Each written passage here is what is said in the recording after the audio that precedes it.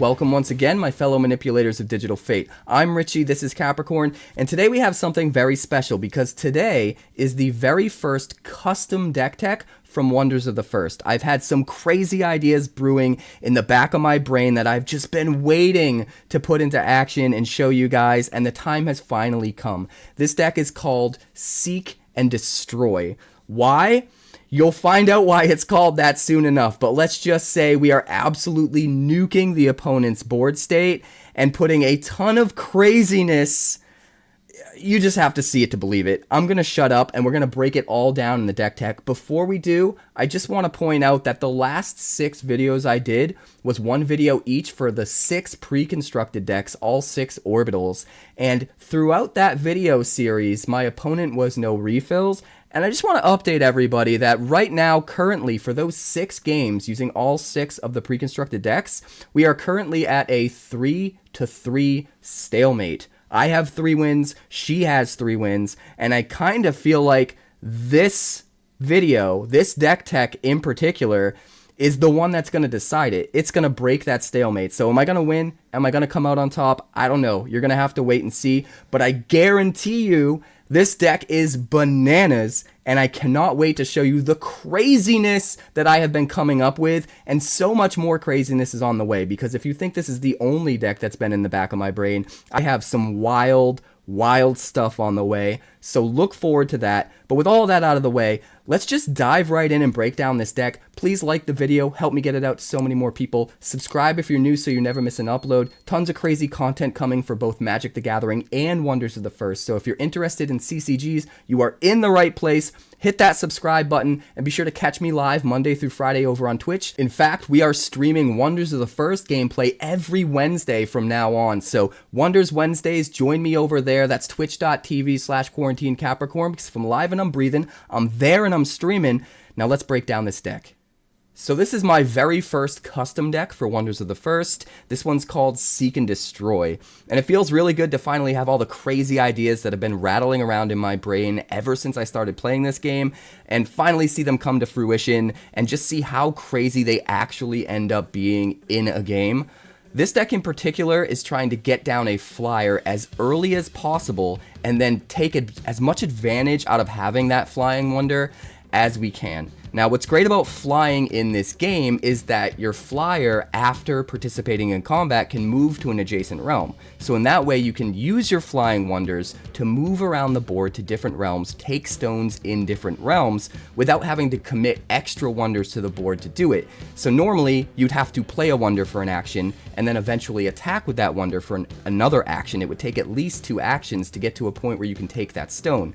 But if you already have a flyer in play that you can lean on, and you're smart with how you use it, you can just move it around the play area to different realms and start taking stones, and only ever really have to commit 1 action each time, instead of doubling the number of actions it takes if you have to get multiple wonders into play before you start using them to take stones. So the other advantage of flyers that we'll get to in a little bit is items and equipment that allow you to get on attack abilities. If you're able to equip them to a flyer, now you have like a mobile weapons platform that can move around the board state, and you can use those items and equipment wherever they're needed most, without having to worry about them being stuck in one realm on a wonder that doesn't have flying.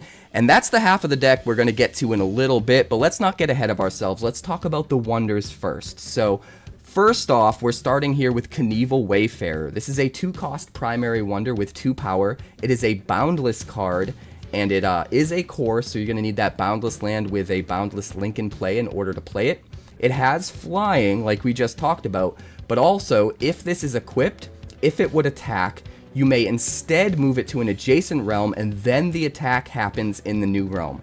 So all of the flyers, no matter what, after participating in combat, after you attack, you can then choose to move them to an adjacent realm, get them ready to start doing damage or taking stones in other realms, which is awesome. Kanevil Wayfarer takes it another step, because if you get it to the point where it's equipped, now you can actually attack a realm that's adjacent to where it starts, instead of having to attack in the realm that it is in. So you can use this not only to attack an adjacent realm that you're not already in, but you can also use it as an indirect way to move Kanevil Wayfarer 2 realms away instead of 1 with just 1 action. Because say you're in realm 1, you can attack into realm 2 with an equipped Kanevil Wayfarer, and then after combat still use the flying ability to then move it to realm 3. So being able to double the number of spaces you can potentially move just makes it way more versatile, saves us even more actions so that we can use those actions to manipulate the board state with even more cards. Kanevil Wayfarer is amazing, and don't be surprised if you see him showing up in a lot of my decks down the line. The other key flyer that we're using is another one that costs 2. There are only really 2 wonders in our colors that cost 2 that have flying, so we're leaning on both of them pretty hard, and that card is Selva Tropicwing. She is another 2-cost primary wonder, only has 1 power and has flying, so not as powerful as Kanevil Wayfarer. But she also has an ability, when you play this from a seek effect, you may copy that seek effect. So we have a few cards in this deck that allow us to seek to try to find a wonder on the top of our deck and put it into play directly. If we're able to find Selva that way, we kind of get her for free without ever really having to play her from her hand, which is a nice little extra bit of benefit there. But between Kanevil and Selva, those are really the only 2 wonders we have a chance of playing as early as round 1 that also have flying. But we're going to try to increase those chances as much as possible, which is why we're also running some of the Seek wonders to try and find Kanevil Wayfarer or Selva Tropicwing on round 1 in those games where we don't start with them in our opening hand. So the next card I want to talk about is 𝐼𝐻𝐻𝐻 Hopmaster.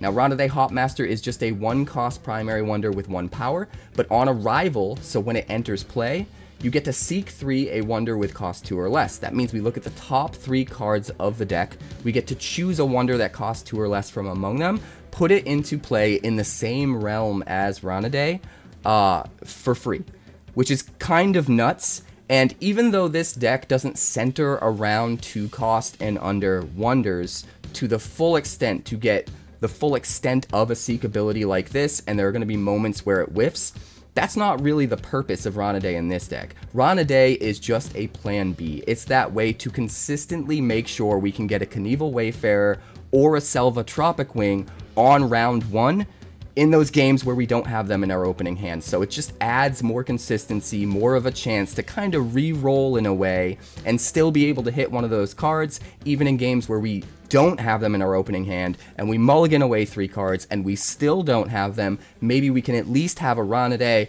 play the 𝐼𝐻𝐻𝐻, and then look at another 3 and hopefully be able to hit one then. And in a similar fashion, we're also running Ryland Windstrider, which is another 2-cost primary wonder with 2 power. It has a tap-free ability to seek 3 a wonder with cost 2 or less, and when it arrives, you can portal it to an adjacent realm. So Ryland is just like a super version of 𝐼𝐻𝐻𝐻 in a way. The tap-free ability won't use an action when you use it. It's not an arrival ability, so it's not going to happen just automatically as soon as you play Ryland. You're going to have to wait, say go to your opponent, and then do it as a free action next turn. But it is another way to try to find that Kanevil Wayfarer or Selva Tropicwing in the top 3 and hit it so that we can get it out on round 1, which I think is pretty key. Also, the fact that Ryland can then portal it after it arrives means that sometimes if you hit something with an on-arrival ability, you're going to get extra value out of it. So if you hit your 𝐼𝐻𝐻𝐻 Hopmaster with your Ryland Windstrider, not only will the Hopmaster help you dig another 3 cards to try to find your Selva Tropicwing or your Kanevil Wayfarer, but it will then be portaled to an adjacent realm, re-trigger its on-arrival ability, and get to look at the top 3 and do it again. So the consistency of trying to find Selva or Kanevil Wayfarer in your opening hand, combined with the cards that can try to seek and find it afterwards, just gives us the absolute most amount of chances to get a flyer out on round 1 as possible. And all of those wonders are sort of geared around trying to make that happen. But when that doesn't happen, we have a few other cards that are incredibly important. So the first of which here is Thorwing Thunderbeak. This is a 3-cost primary wonder with 3 power. It has flying and on arrival stun target wonder in this realm. So even though Thorwing doesn't cost 2 or less, we're not going to be able to find it off a seek ability. it is still a flying wonder that is relatively cheap in the grand scheme of things and can still come down as early as round 2 if we get unlucky and we aren't able to find a flyer for round 1. We can at least jam Thorwing on round 2 and start to get our game plan into motion that way, and some extra value with Thorwing that makes it preferable over a lot of the other 3-cost flyers, in my opinion, is that on arrival you get to stun target wonder in the same realm as Thorwing. So even if it ends up being something that you draw into later in the game, it has its uses. Even as late as round 7, even though it only has 3 power, you can still stun something kind of for free and get extra value out of it later on. So I think Thorwing is the perfect choice for a backup plan of a 3-cost flying wonder. But we've got a few other things as well. So first of all, I want to talk about Corvus Shadowwing. We're running 1 copy of this. This is a 4-cost primary wonder with 4 power. It is a Thalwind card with a core, so you're going to need that Thalwind land with a Thalwind link in order to play it. But it is a flyer. It's a bit expensive, but there's a reason it's expensive, because whenever a wonder you control flies, you may move it an additional time to an adjacent space. So this just takes the idea behind Kanevil Wayfarer and the fact that it can move double spaces and just amps it up to 11. Now we can make all of our flyers move double spaces, and Kanevil is able to move as much as 3 spaces after and before a single attack if you include its special ability when it's equipped. So Corvus just gives the ability for all of our flyers to just start shooting around all over the place and literally respond to wherever they're needed most, like Superman. And it can just get really, really insane if it's allowed to go unchecked. So I think at least 1 copy of Corvus Shadowwing is definitely important. We're also running 1 copy of the Windreaver. I'd love to add more copies of this, but it is an expensive card within the DBS system. If you guys that don't know, there is a DBS system for this game where each card is worth a certain amount of points, and you have to keep your point total for the deck at 1,000 if you want it to be like the baseline competitive legal deck. There's 750 decks, 1,000 point decks, and 1,250 point decks, but I'm pretty sure the common one that's going to be used competitively is 1,000. So I wanted to keep this deck to 1,000. Because of that, we had to make a few alterations here or there, and only having 1 copy of the Windreaver instead of 2 is one of those things. But this card is just insanely powerful, and that's why it's worth so many points in the DBS. It is a 5-cost primary wonder with only 3 power, which isn't a lot, and even though it does have flying, which is amazing, that's not the reason this card is so good. On play, you gain control of target enemy wonder this round and untap it. So not only do you get a flying wonder in whatever realm you want that can start to help you take over realms and take stones, especially if they're realms that your opponent doesn't have any wonders in, but you can steal your opponent's best wonder and start using their best wonder to start winning combat in realms and taking stones as well, and use it to just get rid of a very important wonder they have on their side that's preventing you from taking a stone, because it's adding its power to, you know, defending when you attack into that realm. So you're just able to do a lot of things. Get rid of their best defender, add another really good attacker, get a flyer out that can start participating in combat in realms where they have little to no presence. Just a whole lot of value with the Windreaver, especially when you start to take into account some of the items and equipment that you'll be able to put on these flyers, which we'll get to in just a little bit. The Windreaver is insane. It's especially good if you can save it for round 7, because you keep the wonder that you steal for the entire round. So if you can wait until round 7, you're basically going to have it for the entire rest of the game. And what I've seen is that most games, round 7 ends up being twice as long as the other rounds. It ends up being almost like 2 rounds in one, because everybody has a bunch of untapped lands that they're finally using to their max potential, harvesting to gain extra actions. So round 7 can usually be a pretty big deal, pretty much a game breaker. So getting to steal one of their wonders, their best wonder, in round 7 and keep it for the entirety of round 7, it almost feels like you're stealing it for 2 rounds. The Windreaver can be absolutely nuts. But there's more. We're also running 2 copies of Skyrake Gearhawk, and that's because, like I mentioned earlier, we haven't got into it yet, but there are some very key items and equipment in this deck that allow it to do some insane things, especially with the flying. And Skyrake Gearhawk just kind of plays into that. It is a 5-cost primary wonder with 6 power. It is a 𝐻𝐿Wind card with a core, so you're going to need that 𝐻𝐿Wind land with a 𝐻𝐿Wind link in play in order to play it. But it has a tap free ability where you get to create a Sky Sword token equipment item in an adjacent realm, and the equipped wonder gets +3 power, and the first time the equipped wonder attacks in this realm, you portal another target wonder in this realm to realm 1. So you're starting to see a hint at where we're going to go with the items and equipment in this deck. This is a way to get a wonder into play while also giving us an equipment that can help us remove some of our opponent's threats. And if that equipment is equipped onto a flyer, we can start moving that equipment around to different realms wherever it's needed most, and start moving our opponent's wonders out of those realms, sticking them in realm 1, and just taking every other realm that we can get our hands on. Sometimes we also have the opportunity to portal our own stuff, and if we portal something with like an on arrival ability, it will re-trigger that on arrival ability. So like Ronade Hopmaster could seek some more cards, or if we portal something that has a tap ability and we've already used the tap ability, technically portaling something counts as banishing it, removing it from play, and then bringing it back, so it'll come back into play untapped and have the opportunity to use its tap ability again. So there's some extra value with that equipment in that sometimes we can move our own stuff, but really we just want to maximize the equipment that we have that can just get rid of all of our opponent's threats on the board as long as the equipment's in the right realm, because we have so many flyers in this deck that we're able to almost always make sure that equipment ends up being in the right realm by just moving it around to wherever it's needed on a flyer. The last wonder I want to talk about is Technohistorian, and this is another one that feeds into the items and equipment that we're going to talk about pretty soon.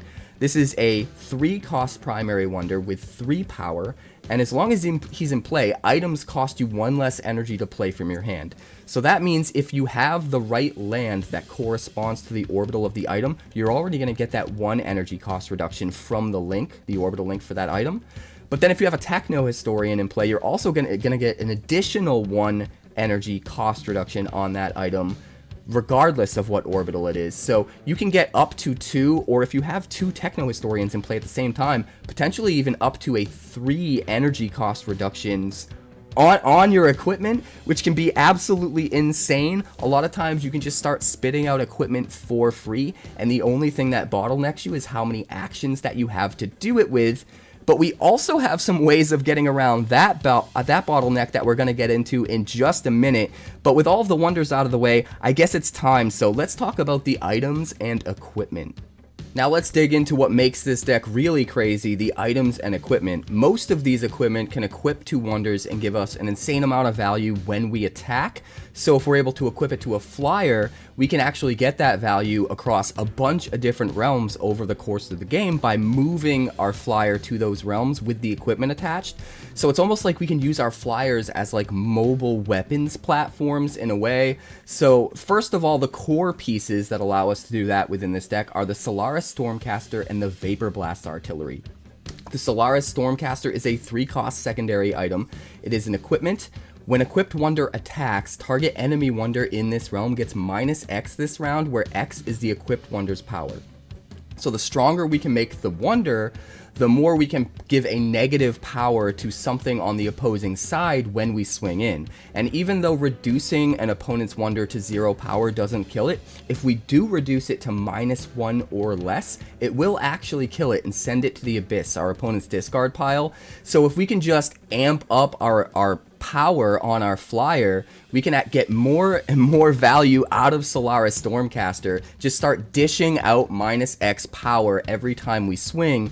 And you can swing multiple times in the same round if you want, and that -X power is going to stick for the entire round. So if you really need to double up and kill something, just attack twice in the same realm and give it -X 2 times in a row, and then eventually kill it.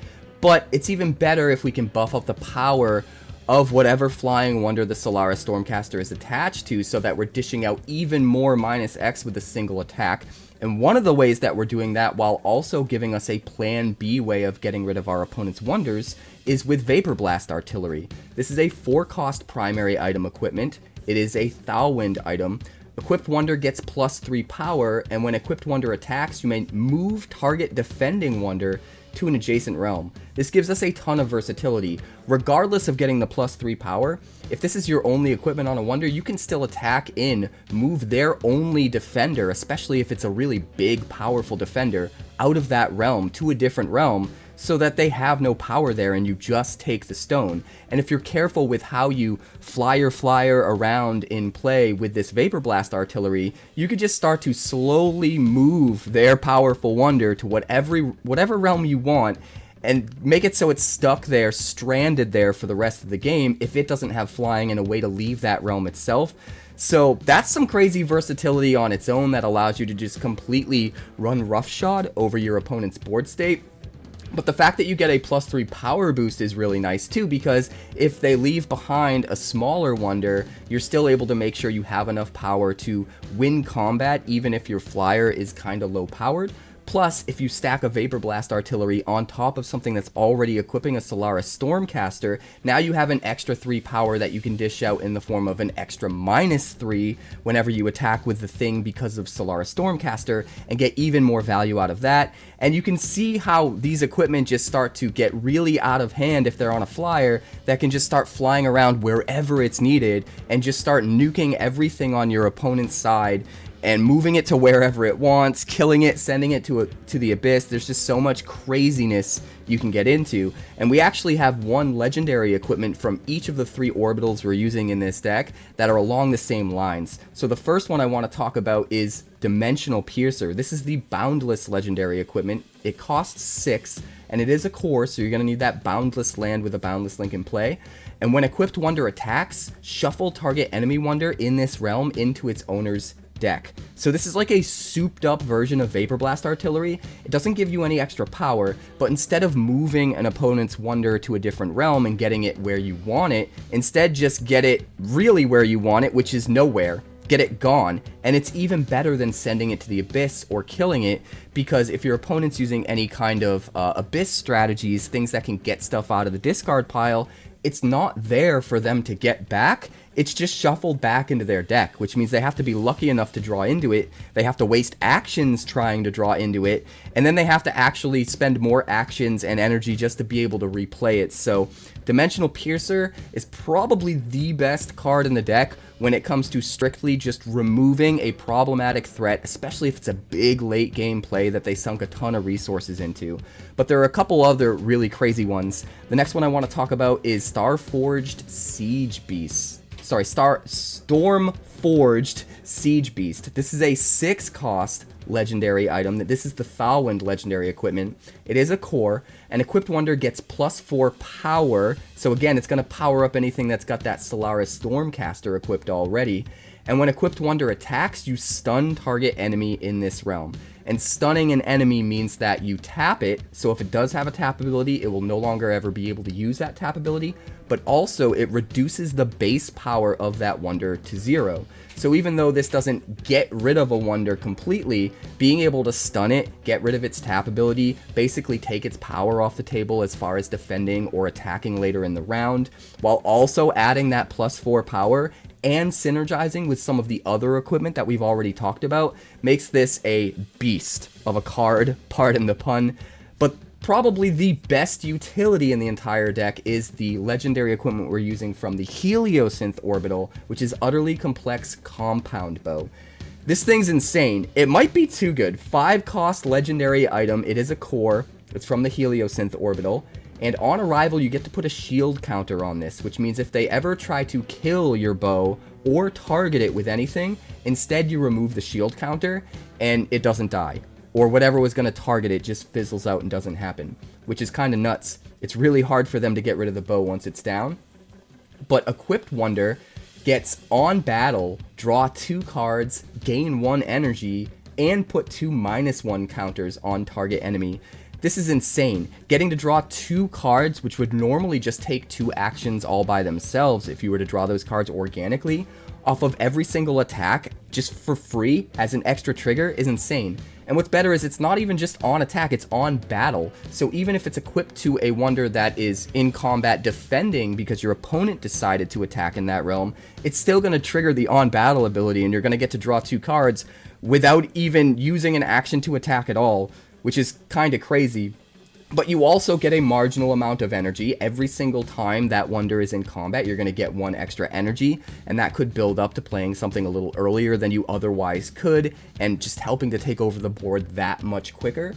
But the 2 -1 counters are what I'm really interested in, because not only is this nicely supplemental to something like a Solaris Stormcaster, and add to the amount of negative you can put, but those counters are going to stay there forever, not just until the end of the round. So even if you can't kill the wonder yet, you could eventually get there after a few different attacks over the course of the entire game, maybe finally give it enough -1 counters to kill it, or at least get it low enough that maybe later you play the Solaris Stormcaster and you're able to swing in with that, and now you can give enough minus with the Stormcaster to kill it, because it still has 2, 4, 6 counters hanging out on it from previous rounds. So the versatility of the utterly complex compound bow, being able to trigger on every single battle, is nuts. And the fact that we're utilizing flying in this deck so that we can save actions and not have to play as many wonders, and instead save those actions we would normally use on playing wonders to just do even more attacks, which means we get even more triggers out of all of these equipment. It just absolutely takes it all to its limit, and it's kind of insane. We're also running 2 copies of Ethereum Arc Launcher. This is a 4-cost primary, or rather secondary item. It is a core in the 𝐿𝐼𝐼𝐼 orbital, and when equipped wonder attacks, enemy wonders in target adjacent realm get -3 this round. So not only is this kind of like the Solaris Stormcaster in that it can give minus power when it attacks, it's capped at a constant -3, which is kind of a bummer, but the thing that makes the Arc Launcher so good is that it happens in 2 different adjacent realms, which means you can give -3 to not only 2 realms at the same time, but every single wonder in those 2 realms gets -3, and on top of that, you don't even have to be in the realm you're giving the -3 thing to. So say you don't want your wonder in a certain realm because the wonder on the other side has an ability that they're going to be able to kill that wonder when they attack, or do something awful to that wonder. Maybe they have a tap ability that's going to absolutely nuke the wonder. You don't even have to put them in that realm. You can just sit there in an adjacent realm, never even go into the same realm as that thing, and just attack a bunch of times in a row and eventually kill it with -3 power that just builds up over the course of the round, with all those extra actions that you're saving from not having to play as many wonders. So there's a lot of versatility and little nuance that you can get into with a lot of these items, but especially the Ethereum Arc Launcher here. There's so many interesting ways you can use it, and we're absolutely going to run 2. In addition to that, we've got some supplemental items and equipment that really just kind of helps the deck in a bunch of different ways. So first of all, we have a Desert Survivor MBC suit. This is a 1-cost secondary wonder. If equipped wonder would be destroyed or targeted, destroy this instead, and if you do, you gain an action. So not only does this protect our flying wonder once we have a bunch of equipment on it, and it is a huge threat, and all of our eggs are in that basket, and maybe our opponent's trying to draw into some way to remove that one wonder so they can buy themselves some breathing room, we just slam the suit down, and now we protect it. Not only do we protect it, but if they do happen to, hit it with some kind of removal, we get rid of the suit and we gain an action. So not only do they not kill the thing until they use 2 removal spells, or 2 ways to get rid of it, but we get an extra action throughout the whole process, which then allows us to just kind of like build back our board state. Even if they finally do deal with the flyer, we just play another one and re-equip everything to it and continue about our day. We're also running 3 copies of Scorpion's Edge, which is kind of nuts. It's a 2-cost secondary item, has equipped wonder, gets +2 power, and at the end of the round, you can return the Scorpion's Edge to your hand if you want, which means you have the ability to replay it, move it around, change what wonder it's equipped to, and if, like we were talking about before, we get those techno historians out, the things that allow us to reduce the cost of our items, these Scorpion's Edges can easily become 0 cost items. And a key part about this card, and also a bunch of the Heliosynth equipment that we've talked about already that I didn't bring up yet, is this is a tuned Heliosynth. And what that means is if you have a Heliosynth land in play, it turns on the attuned ability for anything that has a tuned Heliosynth. Attuned means it doesn't cost an action to play. So all of those equipment we were talking about, the Solaris Stormcaster, the Utterly Complex Compound Bow, the Ethereum Arc Launcher, even the Desert Survivor suit, all of these things are attuned Heliosynth, which means if we get the Techno Historian out and we play these cards, a lot of times they're costing us no energy and no actions, and we're able to just vomit them out one after another and just absolutely devastate our opponent with all of these free plays that don't use actions, so that once again, it's another way we can save all of our actions for even more attacking, for even more triggers, and it gets absolutely absurd. So I love having Scorpion's Edge. Another thing I want to point out about the attuned cards is a lot of times in a round, if you can delay doing your important powerful plays until later in the round when your opponent is out of actions, they no longer have the ability to sort of respond to what you're doing. So by using up turns going back and forth with something like a Scorpion's Edge that's not costing you any energy under the right circumstances, that's not costing you any actions under the right circumstances, you're just kind of delaying the game and making them use all of their actions so that you can see what they're gonna do before you finally use all of your important actions to then take over the board in ways that they no longer can do anything about because all of their actions are gone. So I think that is a very fine line. There's a very fine line to walk there in trying to know when to use your actions, and I think the decks that can sort of postpone that a little bit and make it take a little bit longer and force your opponent to run out of actions before you start committing to your big plays just have such an advantage over other decks. But in addition to the Scorpion's Edge, we still have some other crazy items to talk about, one of which is the Wave Cleaver Sword. Now, the Wave Cleaver Sword is a 2-cost primary item. It is a Thalwind item. An equipped wonder gets +1 power, and on battle you may draw a card. The +1 power is nice, it's gravy. It helps if it's equipped to the same thing that the Solaris Stormcaster is equipped to, but being able to draw an extra card on battle is what really makes this great. Normally you have to spend an action to draw a card, so if you have ways of drawing cards for free without having to spend those actions, again, it's another way. You're probably seeing a pattern here. It's another way of us saving as many actions as possible for actual attacks to get as many possible triggers off our equipment as we can in as many different realms as we can because of our flyers. And being able to draw cards is really, really great. Obviously the compound bow is the best way to do that, but I kind of see the Wave Cleaver Swords as like the plan B ways of doing that, having a couple more ways in the deck to get some free card draw that we don't have to spend actions to do. We've also got Quantum Boots. We're running 3 of these. This card is insane. 1-cost secondary item. It is a boundless item, and it is a core, so we're going to need that boundless link. But if you don't control a wonder in this realm, the next wonder you play here gets attuned boundless, and then the equipped wonder also gets +2 power. The +2 power is awesome, but being able to give any wonder that we play attuned so that it doesn't cost us an action is what really makes this insane. It's another way to kind of delay actually committing to big plays by playing the Quantum Boots, saying go, making them go one turn deeper into committing their actions to things before we finally commit what wonder we want to play there, but then giving that wonder attuned, saving an action so that we can use it on whatever we want. And in this deck in particular, we're not running as many wonders since we're trying to lean on less wonders, but have those wonders have flying so that we can move them around to whatever realm they need to be in. And so because we're playing a lot less wonders, there's a better chance that there's going to be a bunch of realms that don't have a wonder in them at any given time, just increasing the likelihood of the Quantum Boots being as good as possible and as consistent as possible. And again, just another equipment that can turn on like Kanevil Wayfarer's abilities, that can add power to Solaris Stormcaster if it's equipped as well. Just a lot of value to be had in Quantum Boots.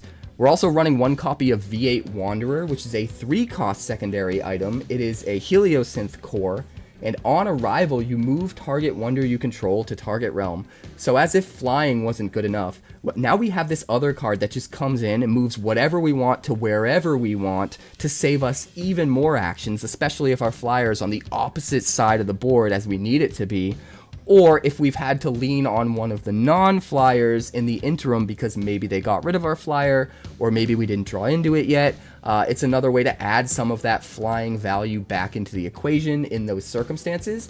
And then it also has another ability on round start.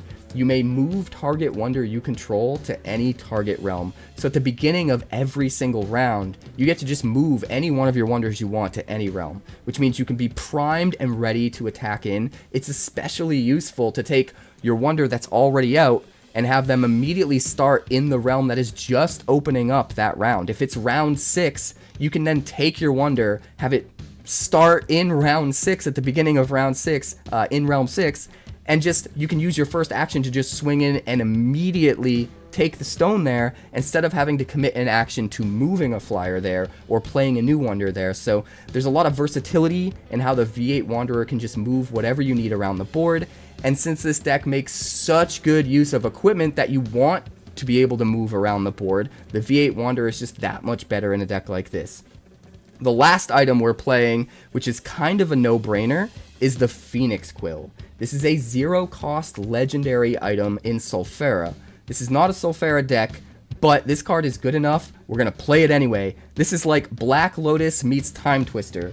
It has a sacrifice free ability. You're allowed to play core cards from any orbital this round, which means since we're playing a 3-orbital deck, Thalwind, Heliosynth, and Boundless, this is sort of a little bit of glue that helps the consistency. It's one less land of each type we need to play in order to hit the numbers we need for the deck to be consistent, so that we can consistently play whatever core cards we need to. But it also gives us 3 free energy when we sacrifice it as well, which means we're able to get some of the more expensive stuff out way earlier, probably sooner than it's intended to be out, and just get that snowball rolling that much quicker and just lock down our opponent's board so much more effectively.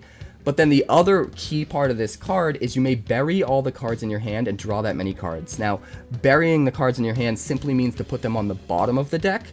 So having the ability to just toss our whole hand and redraw the same amount of cards is amazing in those situations where we didn't get a Kanevil Wayfarer or some other cheap flyer in our opening hand. We weren't able to seek to find it in the first round, and now we're like, we don't quite have what we need on board to get the snowball rolling. Maybe we have equipment in our hand and not the right wonders that we really want to equip it to. Phoenix Quill gives us another card, another chance to kind of reset our hand, get what we need so that we can get that snowball rolling. So the fact that it does all 3 of those things, I almost feel like this is an auto-include in every deck. And I'm probably wrong about that. It's probably not an auto-include in literally every deck, but it is very high up there. And it is definitely going to be a very sought-after card when this game finally launches to the public. And I'm pretty excited just to see how crazy it ends up being once more people get their hands on it. But we're not just running items and equipment in this deck, we do have a few spells as well.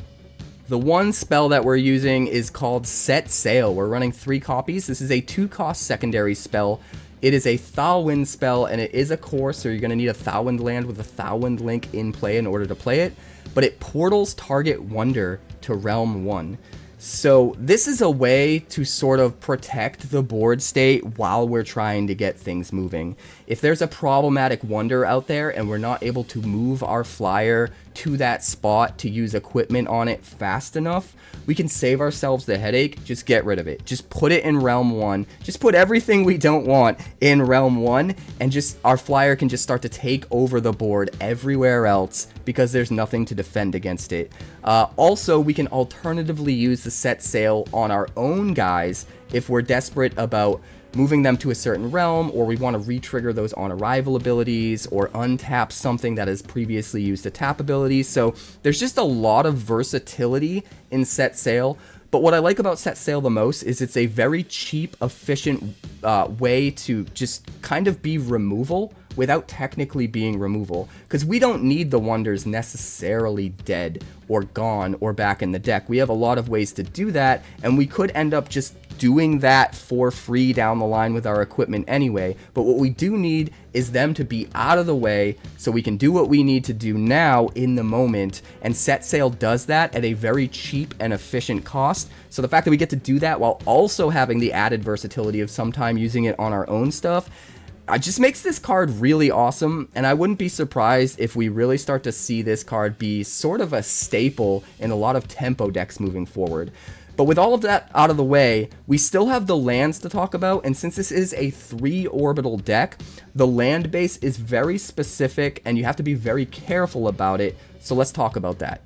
So it's very important to have the right number of lands in the deck so that you can consistently have one of each link for each of the orbitals you're using in play at any given time. And my math, what I've come to figure out, is usually about 4.5 lands or links per orbital is what you want to strive for in your deck, especially if it's a deck that's using 3 different orbitals, whereas you can maybe go a little more in a deck that is using less orbitals.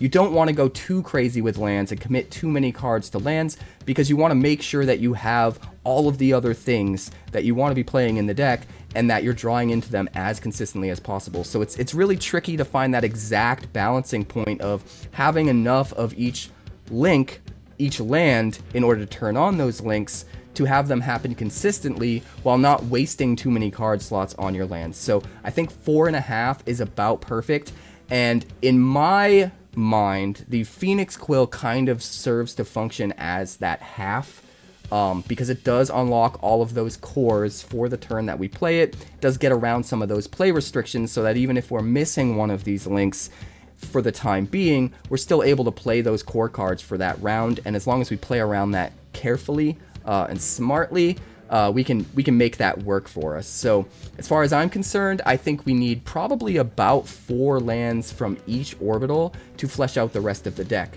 and we're definitely running the first. The first is a legendary land, and it gets all orbital links, and it can be harvested for an action just like every land. So even though this is a legendary, we can only include 1 copy in our deck.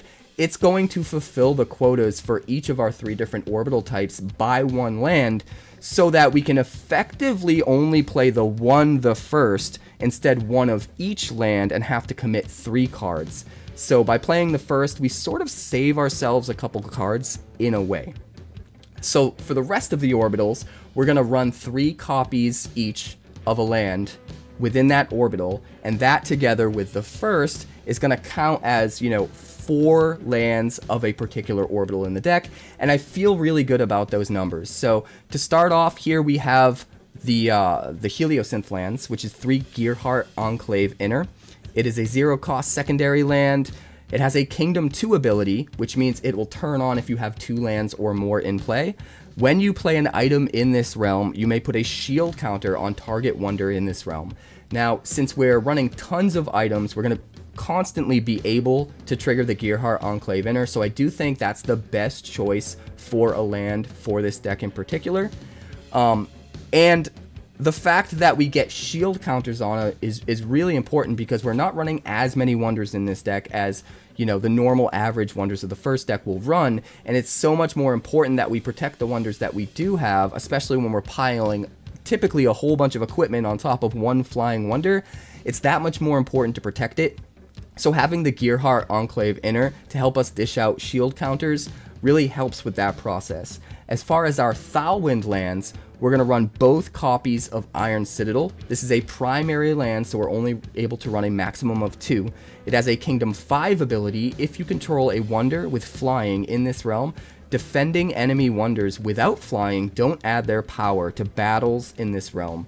So in a deck like this, where we are leaning on flying so heavily, being able to play an Iron Citadel in a realm where they have a bunch of non-flyers is huge, because that means when our flyer gets around to getting there finally and initiating combat in that realm, none of that power that they've accumulated will be able to help. So it's another way to just get insane value off the fact that we are pivoting in the direction of flyers, especially against opponents that don't have as many flyers. So Iron Citadel auto include, but that only covers 2 of the lands since it's a primary and we can only run 2. So we're also running 1 copy of Sea Fly Nests as our 3rd Thawwind land, because it has a Kingdom 3 ability. Whenever a wonder moves into or out of this realm, you may put a +1 counter on it.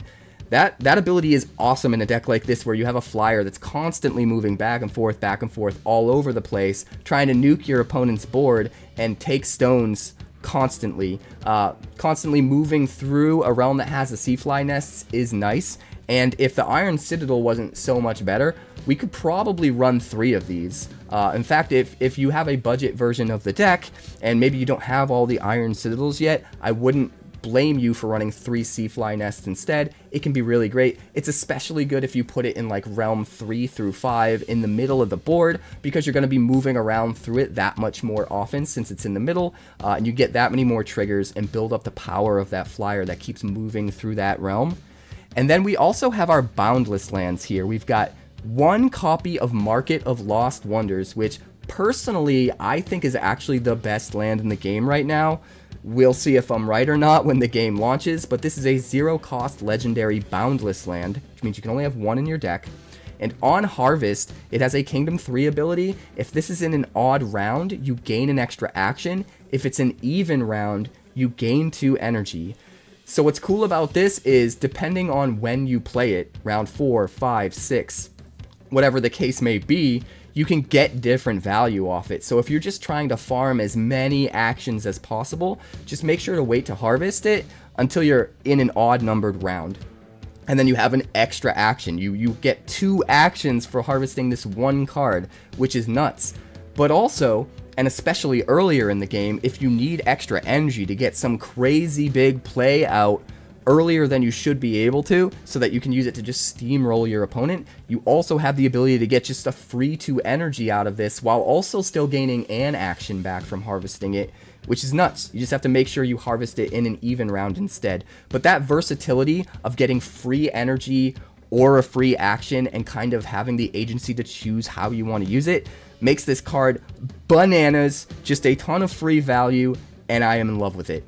But the other 2 cards we're running, since we can't run 3 copies of Market of Lost Wonders, is Indra's Citadel, which is probably my favorite primary land in the game, one of the most powerful primary lands in the game for sure.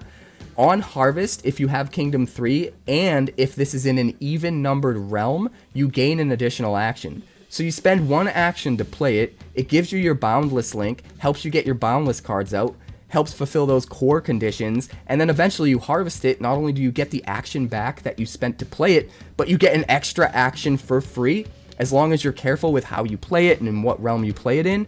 It's just free. It's just free actions. And that's insane to me, just getting free actions, and it doubles down on everything we're already trying to do with this deck. Save as many actions as possible for attacking, to get as many triggers as we can on our different pieces of equipment. So getting extra free actions out of Indra's Citadel by just being smart with what realm we end up playing it in is absolutely nuts. So you better believe we're running both copies of that. And honestly, that's the deck. I think we have just enough lands to consistently get the links that we need and to be able to play everything as efficiently and consistently as possible. And the deck is kinda nuts. I can't wait to see what it does in the game. Speaking of the gameplay, that's up next, so let's dive right in.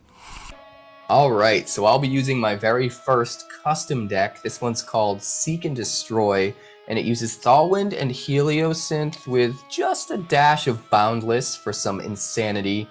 Once again, my opponent is No Refills, and she'll be using Swords and Hordes, which is the Sulfera pre-constructed deck. We're going to start by drawing a hand of 7 cards. 1, 2, 3, 4, 5, 6, 7. And if we want, we can choose to mulligan up to 3 cards by putting them on the bottom of the deck and redrawing that many. I draw Iron Citadel, Ethereum Arc Launcher, Thorwing Thunderbeak, Rylan Windstrider, Dimensional Piercer, Selva Tropicwing, and Scorpion's Edge. We're going to toss back some of these. For sure. Let's go with the Ethereum Arc Launcher. And Thorwell. Let's put back Selva.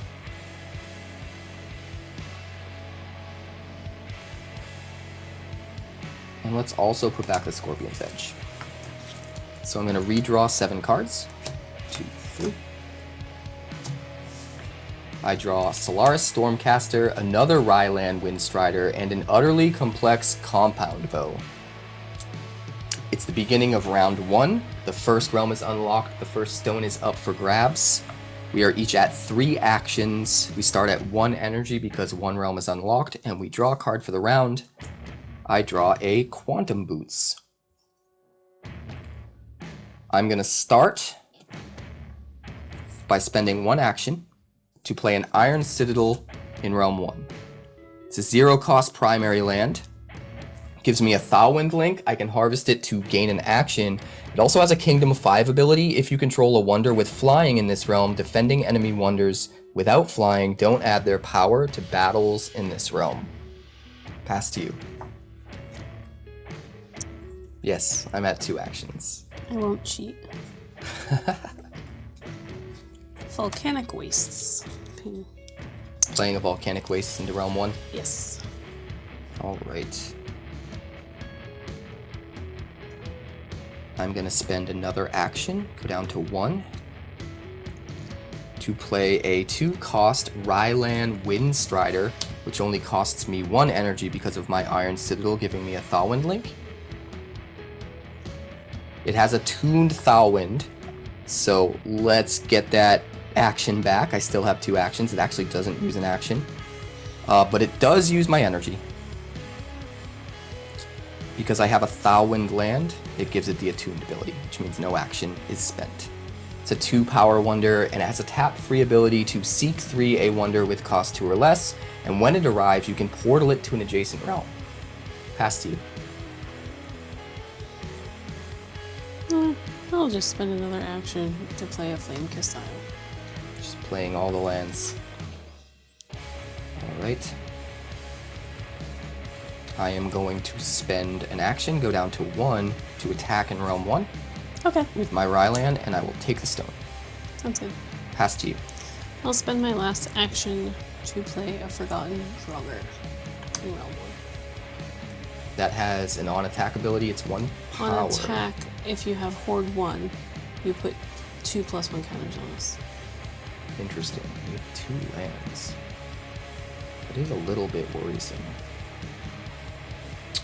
I think I'm going to spend my last action to draw a card. I draw a Techno Historian. Pass to you. I am all set. Pass back to you.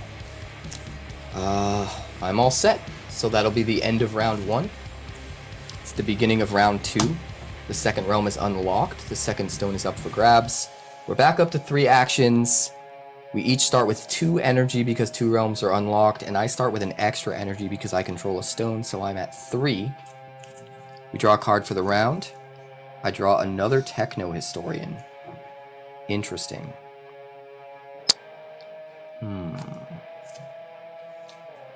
Don't quite have the links that I want right now, which is kind of a bummer, but I think we can make it work.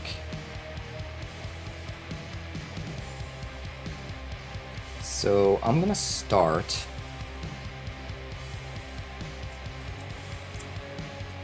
by using Ryland's tap-free ability to seek 3 to find a wonder with cost 2 or less. It arrives in the same realm, Realm 1, and then I get to portal it to an adjacent realm if I'd like. 1, 2, 3. Set sail, Desert Survivor, NBC suit, and the first. Oh, I could have used that first. No wonders, unfortunately. Pass to you. Since that was a tap-free ability, I didn't have to use an action.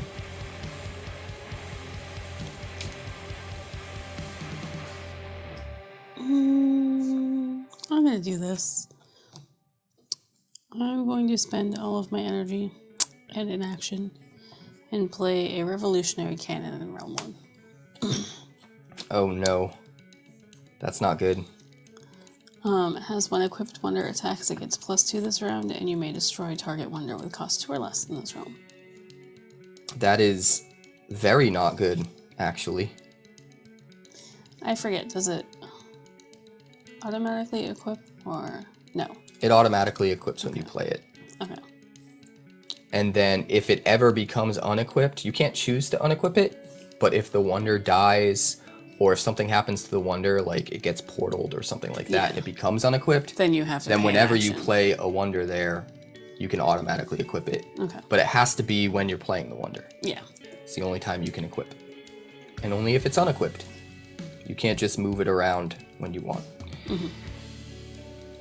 All right, I have a couple different things I could do here. I'm not sure which one is the right thing. Let's try this to start. Let's go with, we're gonna spend 1 energy, go down to 2, and 1 action, go down to 2, to play another Ryland Windstrider in Realm 2. And I will pass. Oh wait, it's a Toon Thouland.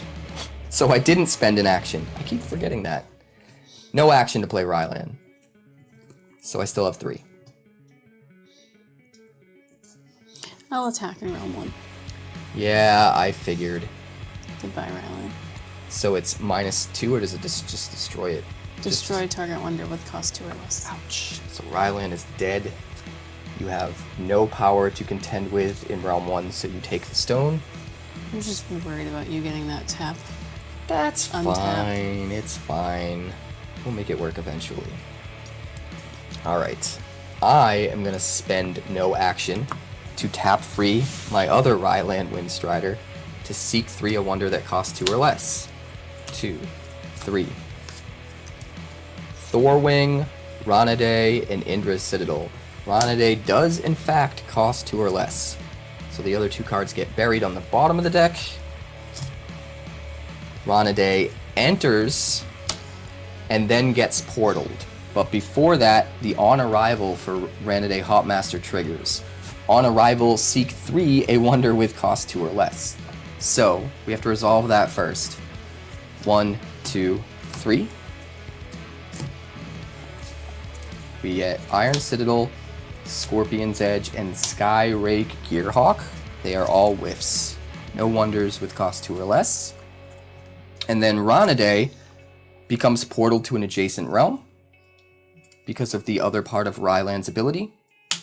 And when Ronade arrives in Realm 1, the on arrival ability triggers again. So we'll seek 3 a wonder with cost 2 or less. Kanevil Wayfarer, Set Sail, and Gearhart Enclave Inner. Kanevil Wayfarer is in fact a wonder with cost 2 or less. In fact, it is my favorite card right now. So that will be added to Realm 1 along with Ronade Hopmaster. Okay. And I now have 3 power in round 1. Pass to you. I'll attack in round 1. What was I thinking? That's very mean. I walked right into that, guys. I walked right into it. Okay. Goodbye, So Kanevil Wayfarer. you kill Kanevil. Oh, I'm so sad. That was my action. It is your turn. Now I'm mad. Now I'm mad, and I'm gonna have to do a thing. I'm gonna have to do a thing. What thing? I don't know. I don't know what thing. Let's go with, we're gonna spend my last 2 energy and 1 action, go down to 2, to play a Thorwing Thunderbeak in Realm 1. On arrival, stun target wonder in this realm. Your Draugr is stunned. Also, it has 2+1 counters on it. That's true. Because you attacked while you had a stone last turn. I'll just plop it up to +2 there. But it is stunned, so it loses all of its base power. It's just 2 power plus whatever the Revolutionary Cannon is, so I think total of 4. Yep. Pass to you. I'll attack in realm 1. Yeah, you're gonna kill Ronade? Yeah. Figured. Just kill everything, it's fine. That's what I'm supposed to be doing. I mean... All set? Yeah, I'm out of actions. I'm gonna spend an action, go down to 1 to draw a card. I draw a Gearhart Enclave Inner. Pass to you. And pass back to you. I will spend an action, my last action, to play Gearhart Enclave Inner, which is a 0-cost Heliosynth land. Gives me a Heliosynth link, and has a Kingdom 2 ability, so if I control 2 lands, when I play an item in this realm, I can put a shield counter on target wonder in this realm. Pass to you. Pass back to you. Alright, I got nothing else, so that's it for round 2. It is the end of round 2. It is the beginning of round 3. The 3rd realm is unlocked. The 3rd stone is up for grabs. We go back up to 3 actions. We each start with 3 energy, but you control 1 stone, so you get to start with an extra energy. You'll start with 4.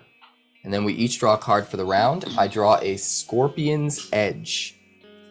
Since you were the last person to claim a stone, you'll get to go first. Okay.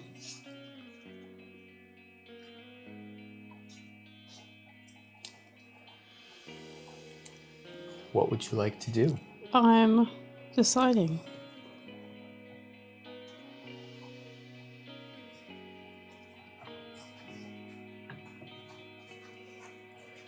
Thinking hard about killing all of my wonders.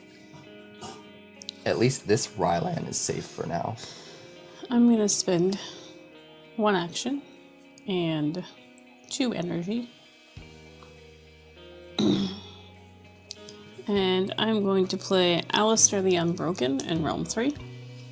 And horde abilities I control require 1 less stone to become active. That's pretty good. So the Draugr's horde ability is now horde 0, correct? Mm-hmm. That's wild. I am going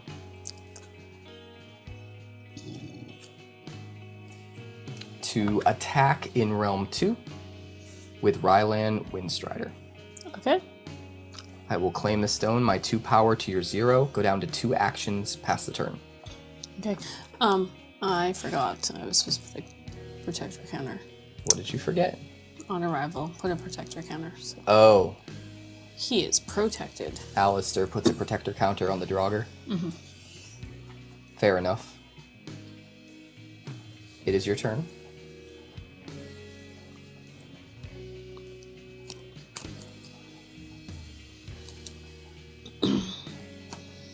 I will spend my last 2 energy and an action and play Pinker Lumen in Realm 2. Pinker Lumen.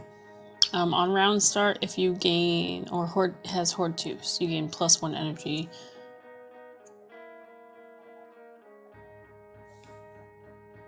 Wait, on round start, if you have Horde 2, Yep. gain +1 energy? Mm-hmm. Okay. So you didn't attack in Realm 3. So you're telling me there's a chance. I'm gonna spend 2 energy, go down to 1. Okay. And 1 action, go down to 1. Mm-hmm. To play a Techno Historian in Realm 2. It is 3 power, and items cost me 1 less energy to play from my hand.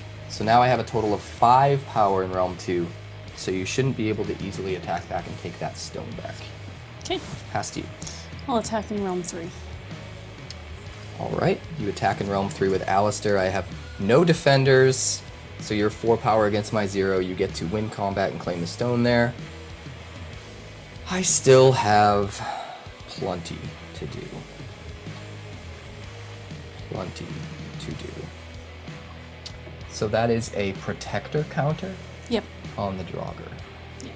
protector counters mean if I was to seize a stone there by winning combat, instead I remove the protector counter and I don't take the stone.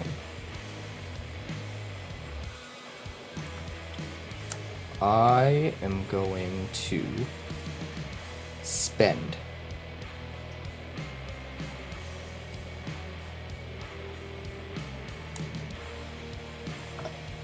0 energy and 0 actions to play a Scorpion's Edge on Thorwing Thunderbeak in Realm 1.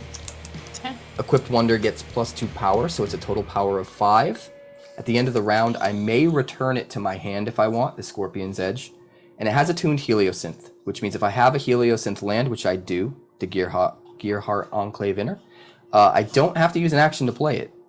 And it costs 2 energy, but because I have a Heliosynth link from the 𝐿 Enclave Inner, and I have a Techno Historian, they're each reducing the cost by 1, so it actually costs 0 energy. So no actions, no energy, 5 power on Thorwing Thunderbeak total. Pass to you. Pass back to you. I will play Solaris Stormcaster. It is also attuned Heliosynth, so it takes no action. I have 1 energy left, and that's all it costs, because it is a 3 cost, but I have a Heliosynth link and the Techno Historian, so it's reduced by 2. Stormcaster goes on the Thorwing Thunderbeak as well, so now he is a 5 power with the ability that when Equipped Wonder attacks, target enemy Wonder in this realm gets -X this round, where X is the Equipped Wonder's power. So as of right now, if I attack with Thorwing, I get to give an opposing Wonder -5. Pass to you. All set, pass to you. I will use my last action to attack in Realm 1, give the Forgotten Draugr -5, bringing it to 0. And I technically win combat, but because she has that protector counter, all I do is remove the protector counter, and I do not claim a stone. And that's it. I pass to you. All set. Alright, that's it. It's the end of round 3. It's the beginning of round 4. The 4th realm is unlocked. The 4th stone is up for grabs. We go back up to 3 actions. We each start at 4 energy because 4 realms are unlocked. I have an additional 1 because I control 1 stone. She starts with an additional 2 because she controls 2 stones. So I'll be at 5 starting energy here. And then I get 1 extra energy. And you get 1 extra energy because your Horde 2 ability, which is actually a Horde 1 ability now because of Alistair, will trigger and give you an extra energy. So you actually have 7 to start. That's crazy. We draw a card for the round. I draw an Indra's Citadel. And since I was the last... No, you were the last person to claim a stone, so you get to go first. Okay. I spend 1 action and nothing because Horde 3, which is Horde 2, and it costs 3 less energy to play from your hand. Damn. To destroy target item, so you can get rid of that Stormcaster. Stormcaster is toast. Is there any other text to that, or is it just dead? Just destroy target item. Alright. So the Stormcaster's gone. I can no longer reduce power and potentially kill other wonders in combat like I wanted to. But that doesn't mean I can't do shenanigans.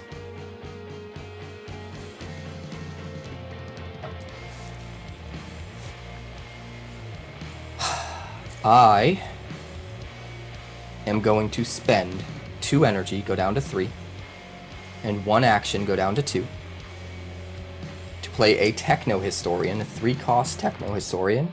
Only costs me 2 because I have the Heliosynth link, into Realm 4. Again, it is a 3 power wonder, and items cost me 1 less energy to play from my hand. So, items will cost me 2 less energy regardless, and if they are Heliosynth or Thalwind, they'll cost me 3 less energy. Pass to you.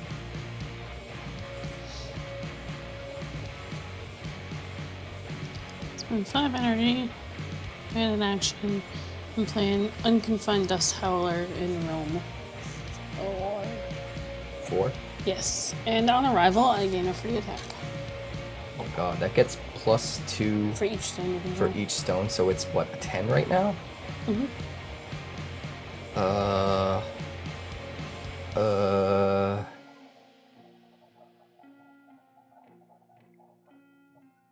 think we have to abandon that cause for now, which is kind of a bummer.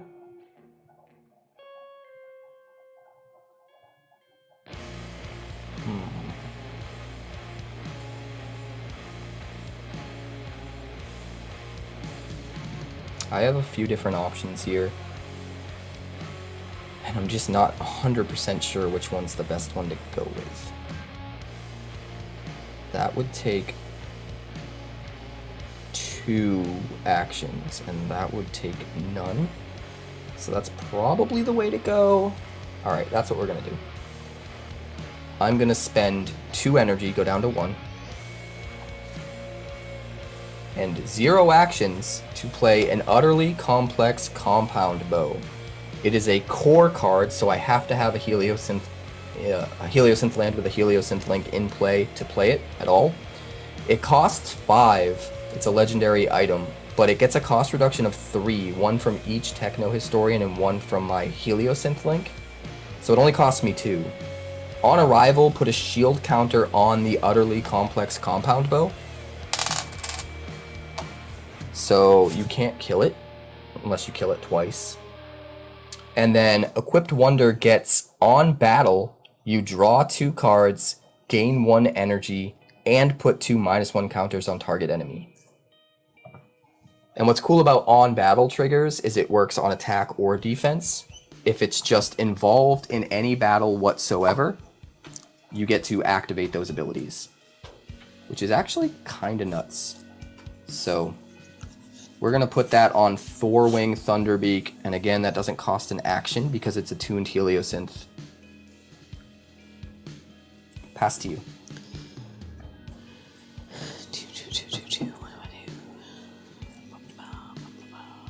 I'm going to use my free attack to attack in Realm 4. Alright. You claim the stone in Realm 4 because you have 10 power and I have 3. Yep. I am going to use an action, go down to 1, to attack in Realm 1. Sure. I will put -2 counters on your Forgotten Draugr. So it's got +2 and -2 now. I get to draw 2 cards. I draw a Quantum Boots and a Corvus Shadowwing. I gain 1 energy. I go up to 2 energy. And I believe I claim the stone 3, 4, 5 against your 3. Yep. So I will finally claim the stone there. Question is, do I want to move the Thorwing? I do want to move the Thorwing, but I don't know if I realistically can or should.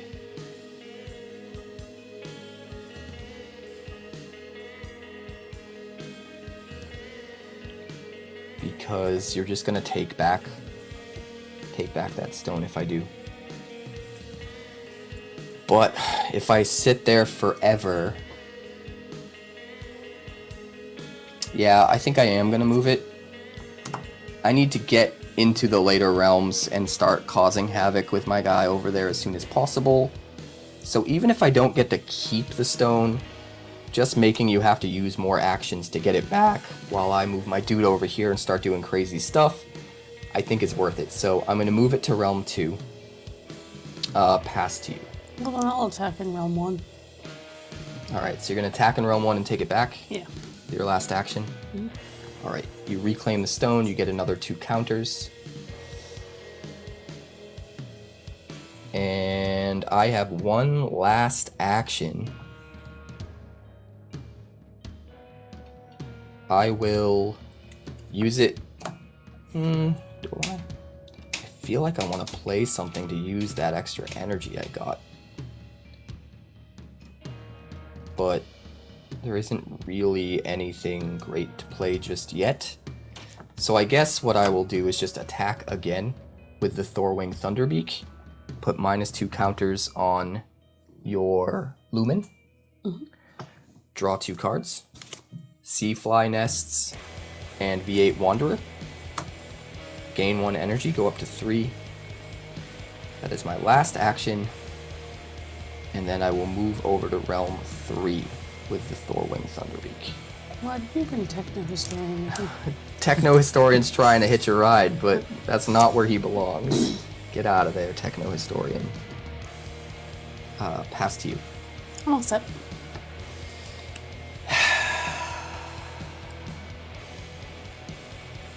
I think I should just maybe... I'm not going to go super crazy, but I am going to tap my Iron Citadel to harvest and gain an action. Pass to you. Pass back. I will use that action to once again attack in Realm 3 with Thorwing Thunderbeak. Put -2 counters on your Alistair. Sure. Draw 2 more cards. A Solaris Stormcaster and a Market of Lost Wonders. And I will claim the stone, I believe, with my 5 power. Sure. And then move over to Realm 4. And that's going to do it for me. Okay.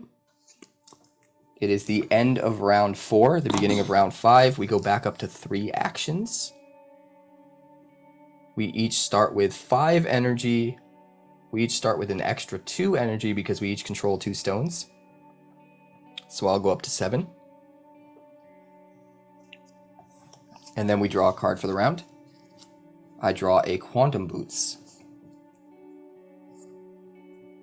I have 10 cards in my hand. 10.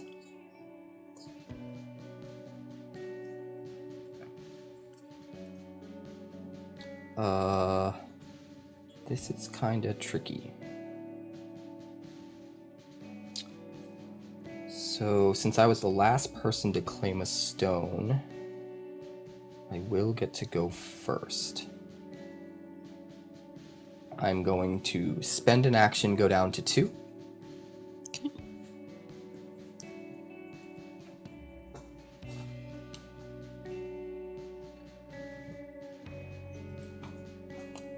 To play an Indra's Citadel in Realm 4. It's a boundless land. It gives me a boundless link. I can harvest it to gain an action, and on harvest, if I have Kingdom 3, which means 3 lands in play, it's in an even numbered realm, I gain an additional action. So I can actually harvest it for 2 actions if it's in an even numbered realm and I have at least 3 lands out. Pass to you.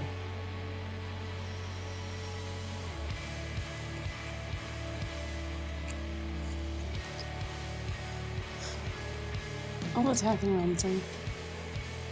Okay.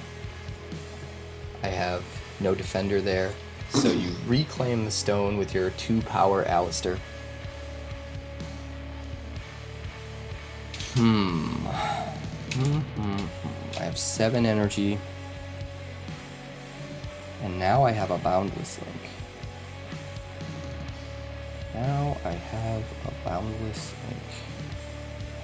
What do I want to do with it?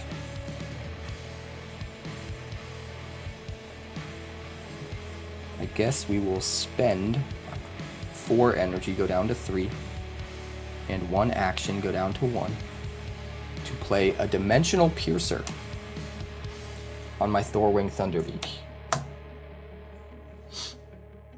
When equipped wonder attacks, shuffle target enemy wonder in this realm into its owner's deck. Okay. So that Thorwing is looking mighty decked out. Pass to you.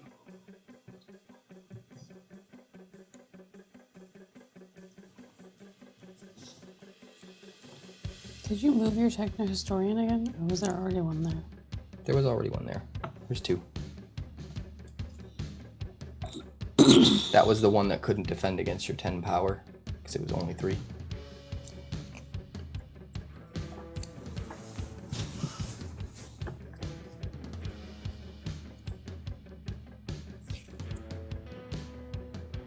I'll play Blood for a Hunter. Blood for Hunter into Realm 2. It's pretty strong. On attack, Horde 2, it gets +2 power for the rest of the round, right? It's going to be really hard for me to defend in round 2. How do I have this mobile weapon platform and I still can't seem to keep any of the stones? This is crazy. And I have so many options in my hand. I think I'm going to spend an action. My last action. Play Sea Fly Nests into Realm 5. It is a Thauwind land with a Thauwind link, and I can harvest it to gain an action, and it has a Kingdom 3 ability. Whenever a wonder moves into or out of this realm, I can put a +1 counter on it. Pass to you. I'm going to spend my last 3 energy, my last action, to play Selva Shadowstalker in... Did you say and your last action? Yep. Selva Shadowstalker in Realm 5. She's crazy, isn't she? Yeah, whenever you seize a stone, this gets +5 this round, and then destroy target wonder with power less than or equal to the number of stones you control. God. That could get bad really quick.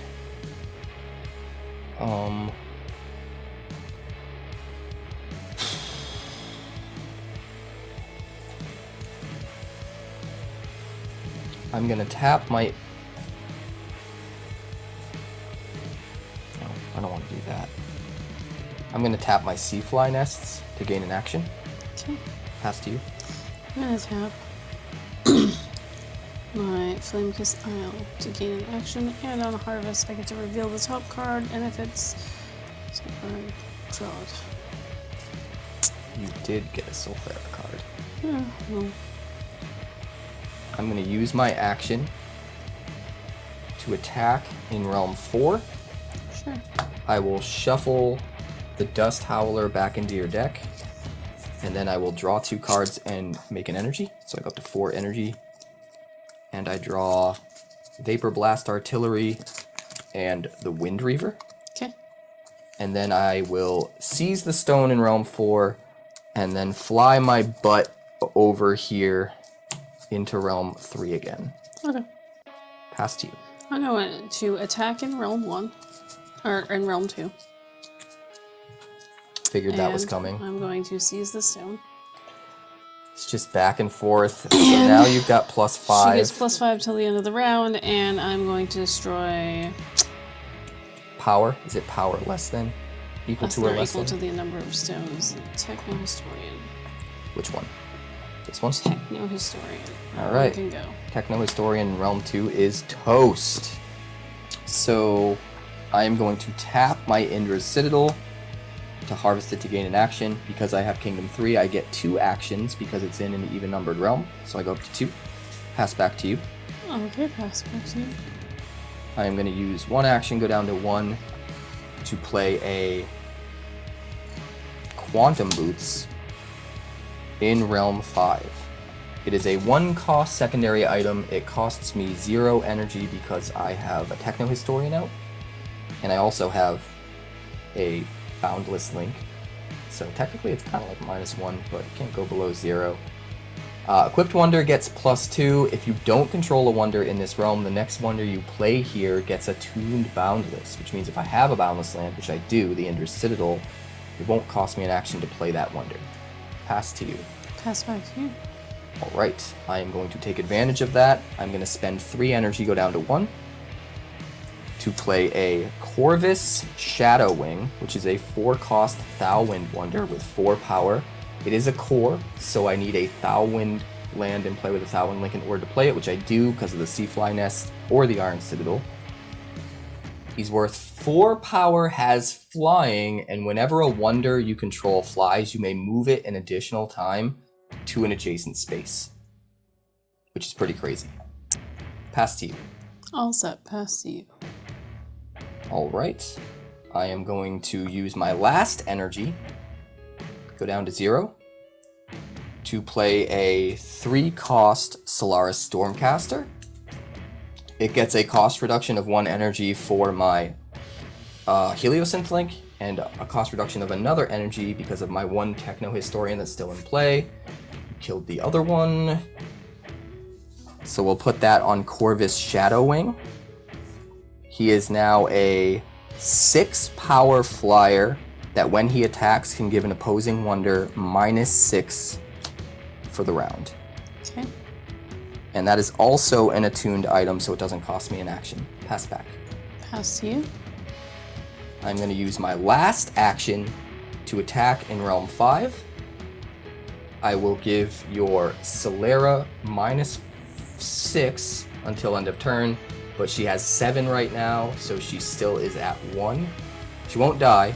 If a wonder goes minus power, -1 or less, they do die and go to the abyss. So it just reduces her to 1, and I will seize the stone in Realm 5 with my 6 power. Okay. Pass to you. All set. Alright, that's it for me. So it's the end of round 5.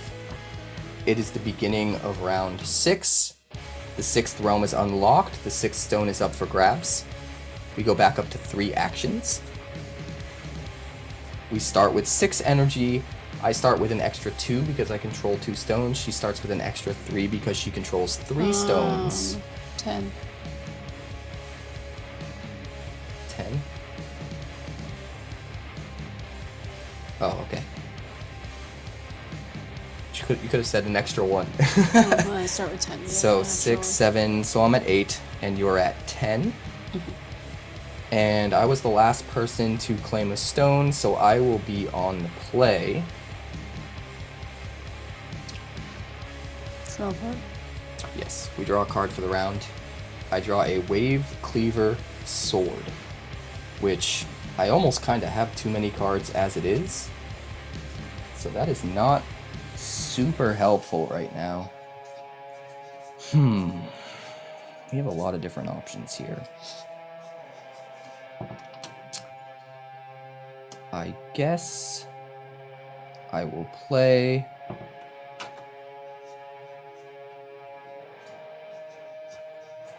probably want to save that. Probably want to save that. What are you gonna do?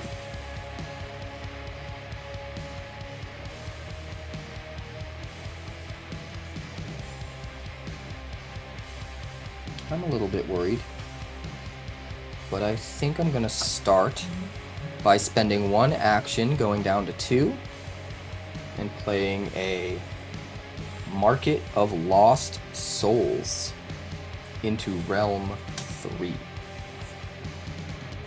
It is a boundless land with a boundless link. On harvest, I get to gain an action, and also on harvest, if I have Kingdom 3, it has 2 different abilities. If it's in an odd round, I gain an extra action. If it's in an even round, I gain 2 energy.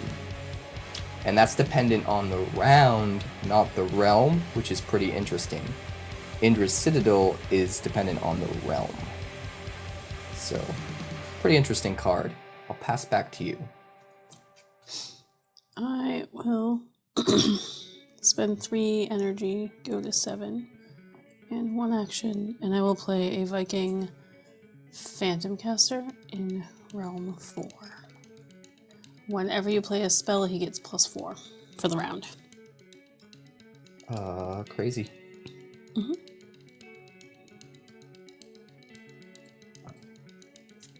Alright. I am going to spend an action, go down to 1, and I will attack in Realm 5 with my Corvus Shadowwing. I will give Solera -5, so she is dead in the abyss. claim the stone. I already control the stone. But I will be moving. I could move up to two realms away if I wanted to. But I think I'm worried about... Am I worried about realm 4? Yeah. We're going to move to realm 4. Pass to you.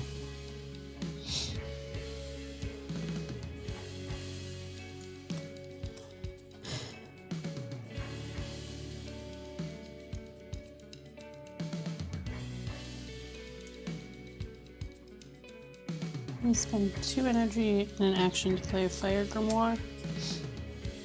Whenever you attack with 2 or more wonders in any realm, you draw a card, and now he has +4 for the round. Alright. So he's an 8. Mm-hmm.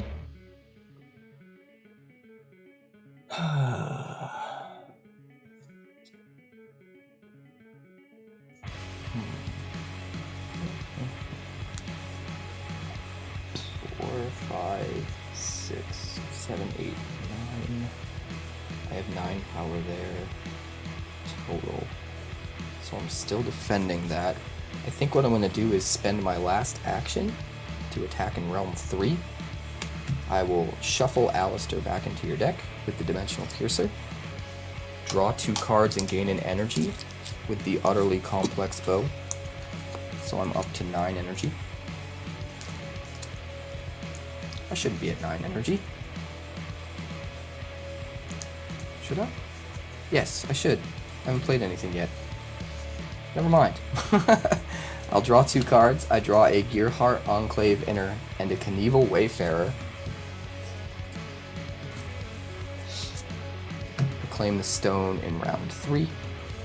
In realm 3, rather. And then I will fly using Corvus Shadowwing's ability to fly up an additional adjacent space. I will fly over to realm 1.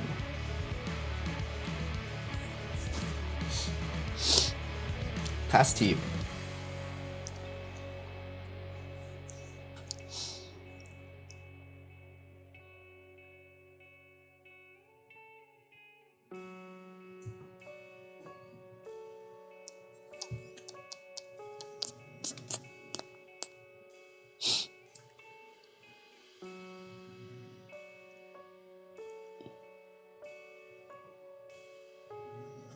I have a total of 9 power, but the Corvus Shadowwing only has 6.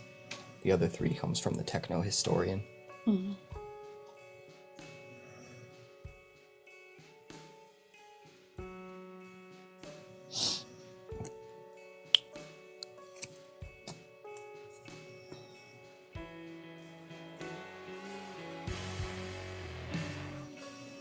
Spend 4 energy, and I will play Borin Stormhand. Borin Stormhand to realm 6. 5 power, has a tap action to draw a card for each stone you control. Mm-hmm. It's pretty wild. I am out of actions. I could tap some lands and do some more, but I think it's probably better to try and save that for the final round. So I'm going to pass back. I'm going to use this tap action and draw 2 cards. Do you have an action left?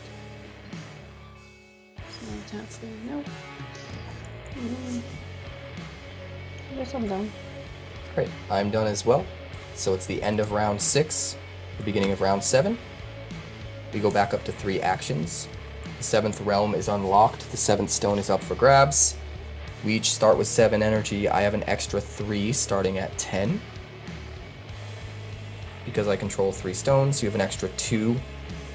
And then he still gives you 1, right? Mm-hmm. Because of your Horde ability, so we each start at 10. You draw a card for the round. I draw a Phoenix Quill. And I think I was the last person to claim a stone. You won. So I will be on the play.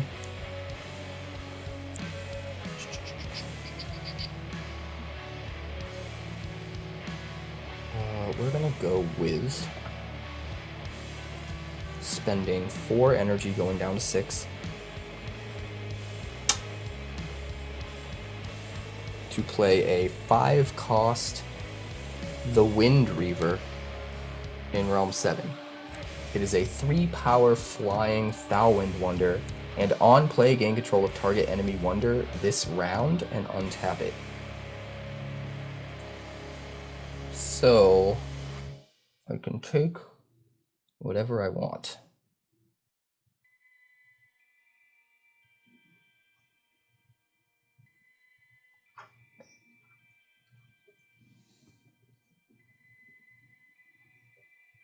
Honestly, I'm not sure what I want to take. What's underneath the Forgotten Draugr?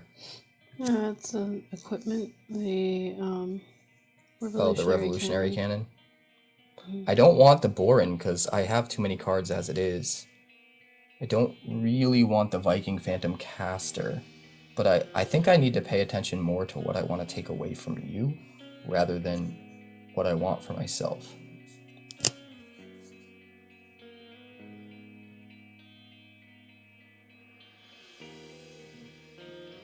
So I think I'll take the Forgotten Draugr in Realm 1. Okay. Technically, this guy stays attached.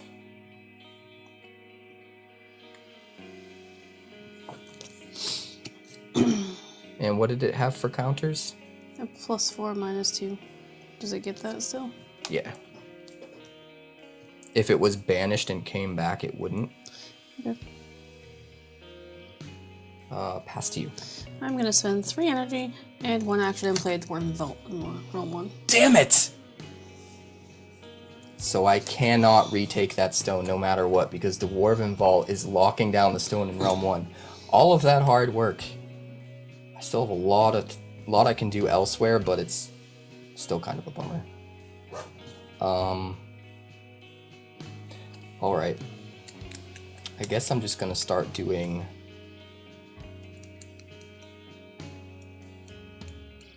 the Lord's work. I'm gonna go down to 1 action to play, or rather not to play, to attack in Realm 7 with the Windreaver, my 3 power against your 0 power there. I will claim the stone in Realm 7, and I will move over to Realm 6 with the Windreaver. Pass to you. I'll attack in Realm 6. Okay, you have 5 power against my 3 power with the Windreaver, so you do win combat. You claim the stone in Realm 6.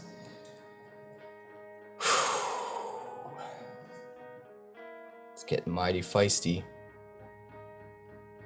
I have to keep the realms I have.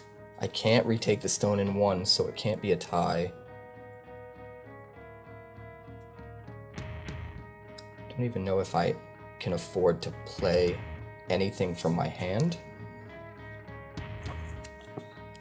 because I probably need to conserve as many actions as possible for attacks. You know what? I'm going to let you do what you want to do for now. I'm going to tap the Gearheart Enclave Inner to gain an action. Go up to 2. Pass. I'm gonna use a tap action and draw 3 cards. Okay. Pass back to Is that your last action there? Mm-hmm.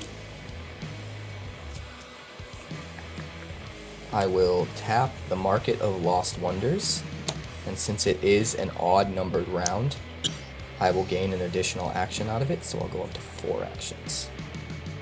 Pass to you. I'll tap my Volcanic Wastes. That gives you an action and does something else too, right? It has Horde 5. Gain an additional action. Right.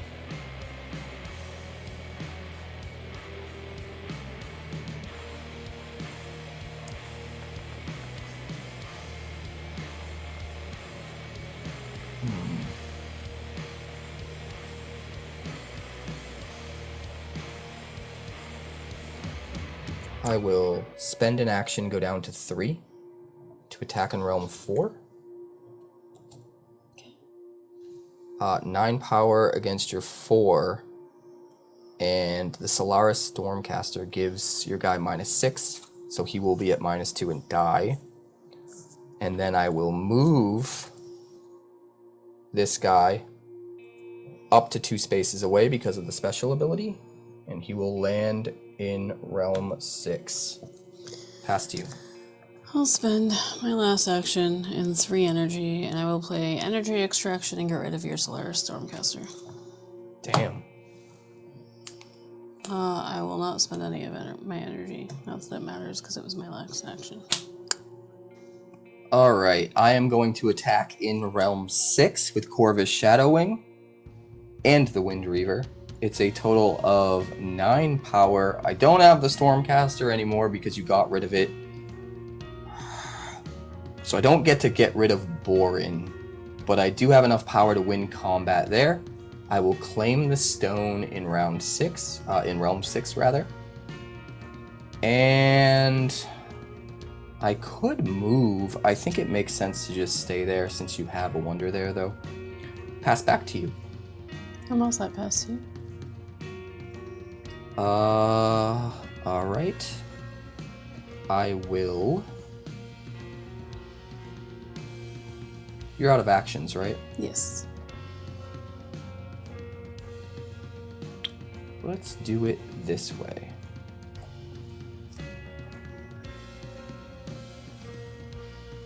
You have a 1 power Lumen and a 6 power Bloodfur Hunter in Realm 2. 8 power Bloodfur Hunter. It's get Horde 2. It's +2 if you have 2 stones. On attack, right? Did you attack with it this round? No, I didn't. Nope. Alright. That's 6. Alright. I'm going to spend an action, go down to 1. And I will spend 2 energy, go down to 4, to play a 4-cost Vapor Blast Artillery. I have the Thalwind Link to give it a -1 cost reduction, and also still have a Techno Historian in play to give it another -1.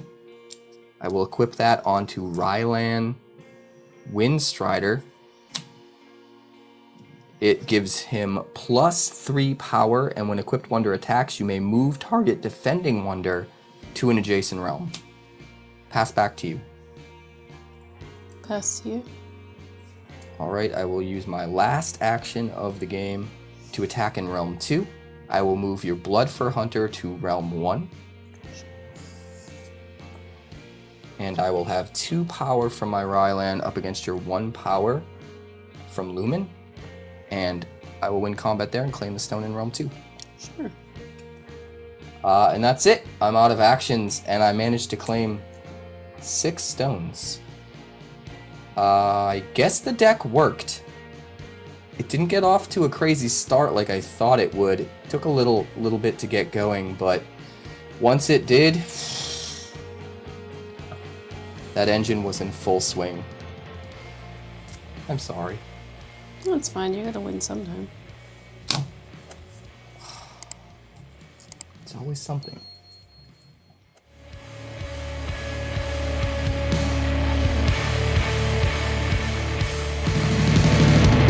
Thanks so much for checking out my channel. I'd like to give a huge shout out to all of my patrons over at Patreon. Without you guys, this channel would not be possible, so honestly, thank you from the bottom of my heart for all of your contributions. If you haven't yet, like and subscribe. The more likes we get and the quicker we get them, the bigger this channel will grow and the faster it will grow. I'd love nothing more than this channel to become something very special for you guys, but it's entirely up to you how fast that happens. Also, if you'd like more deck techs, that's somewhere over there. And if you'd like to see what else the channel's been up to lately, that's somewhere up that way. Also, subscribe, circle below, do all the things.